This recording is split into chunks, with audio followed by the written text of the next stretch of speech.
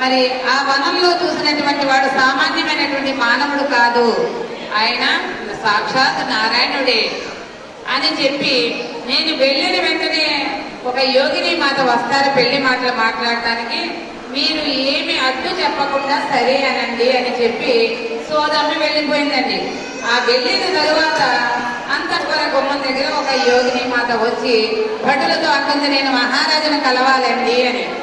సరే వాళ్ళు ఎక్కడే ఉండండి అమ్మా, మహారాజుకు తెలియపరిచి ఆయన అనుమతి తీసుకుని లోనికి తీసుకువెళ్తామని చెప్పి భటులు వెళ్ళి స్వామి మహారాజుకు చెప్పారండి, ఆకాశరాజుకి.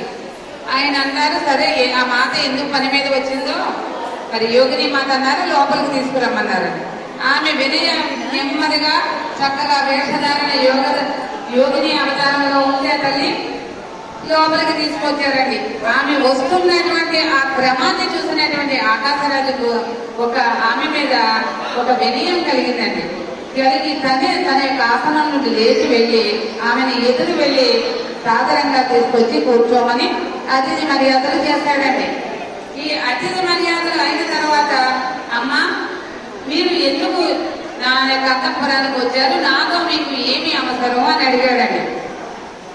ఇక వెంటనే ఆ మాట అనుకుంది, మహారాజా నాకు ఒక్కగానొక కుమారుడు, అతని పేరు శ్రీనివాసుడు, వశిష్ఠ గోత్రం. నా కుమారుని వయసు 25 సంవత్సరాలు. మరి మీ యొక్క ఆ యొక్క ఉద్యానవనంలో పద్మావతిని మీ కుమార్తెని చూశాడట మా శ్రీనివాసుడు, ఆమెని వివాహం చేసుకుంటానని పట్టు కూర్చున్నాడండి అని అంటున్నాడు. వెంటనే మహారాజు ఊరుకుంటాడండి. ఒక సామాన్య మానవుడు మహారాజు కుమార్తెను అడిగితే ఊరుకోరు కదా, ఆయన కోపంలో కళ్ళు ఎర్రజేసుకున్నారండి.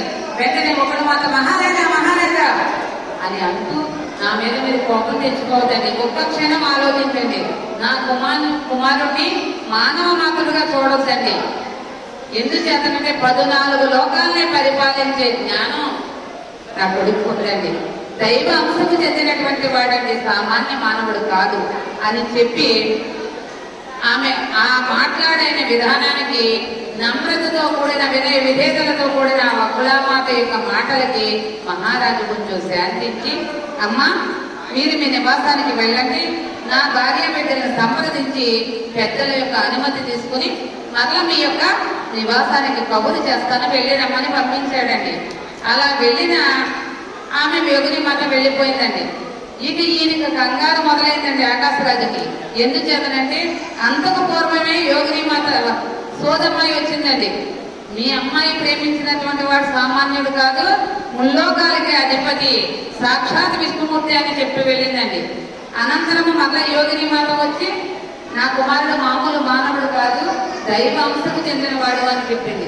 ఇవన్నీ అర్థం కాక తన కులగురువు అయినటువంటి సుఖమహాయోగిని పిలిపించుకున్నాడండి అంతఃపురానికి.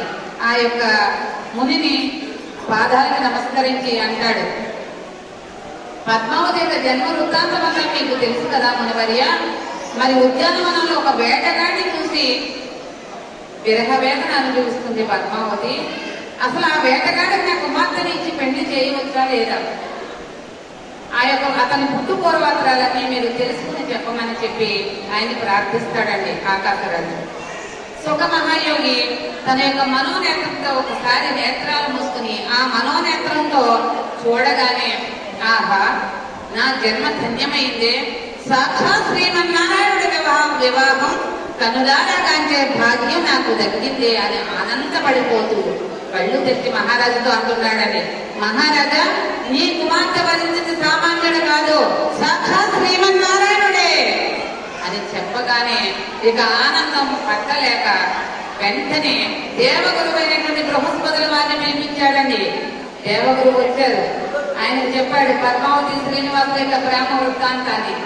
పద్మావతి జాతకాన్ని శ్రీనివాసుల జాతకాన్ని బృహస్పతి చేతికి ఇవ్వగానే వారి యొక్క నామ నక్షత్రాలను బట్టి మరి ఆ జాతకాన్ని పరిశీలించి వైశాఖ శుద్ధ దశమి శుక్రవార ముహూర్తాన్ని బృహస్పతుల వారు నిర్ణయించారండి. ఈనాడు కవ్వకుంట వాస్తవ్యులైనటువంటి సద్భక్తులు సదాచార సంబంధులు